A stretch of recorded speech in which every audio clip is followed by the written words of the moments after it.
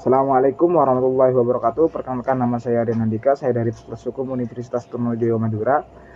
Dengan akhiran NIM 085. Di sini saya membuat video untuk melaksanakan tugas mata kuliah pemerintahan daerah kelas F. Di sini saya akan menjelaskan tentang sejarah perjalanan pasal 18 UUD 45. Pada masa awal kemerdekaan 1945, saat pembuatan UUD 45, pasal 18 hanya terdiri dari satu ayat yang menyatakan pembagian daerah Indonesia atas daerah besar dan kecil dengan bentuk susunan pemerintahannya ditetapkan dengan undang-undang serta mempertimbangkan dasar permusyawaratan dan hak asal-usul daerah istimewa.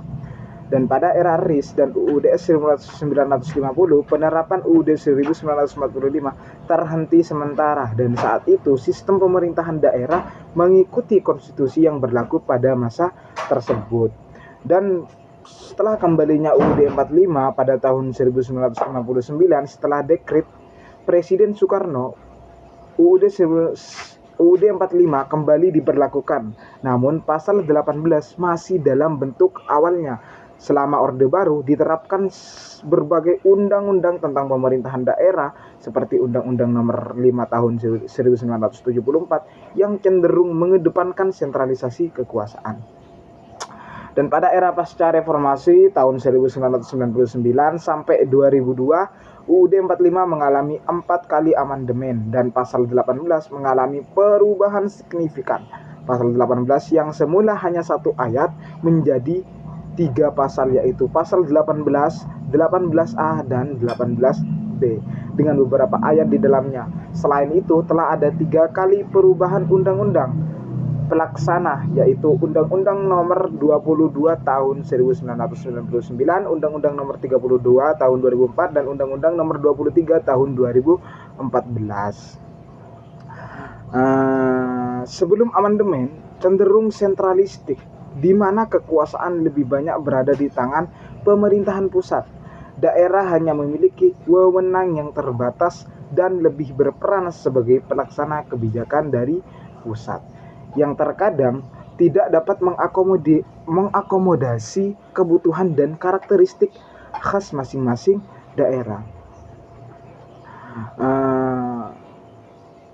Paradigma pasca amandemen mengedepankan otonomi seluas-luasnya bagi daerah dengan tetap menjaga kesatuan negara.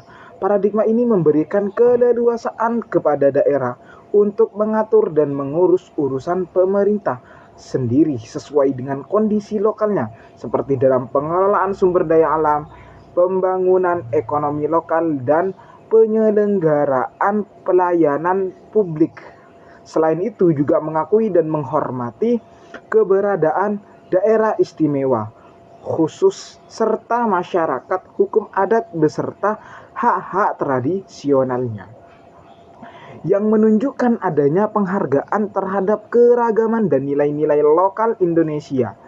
Namun, dalam pelaksanaannya masih terdapat tantangan seperti koordinasi antara pusat dan daerah, pembagian sumber daya keuangan yang belum merata, serta kapasitas daerah yang perlu ditingkatkan agar dapat menjalankan otonomi dengan optimal. Baik, cukup sekian dari saya, kurang lebihnya mohon maaf apabila ada kesalahan. Mohon dimaafkan. Wabillahi taufiq wal hidayah. Wassalamualaikum warahmatullahi wabarakatuh.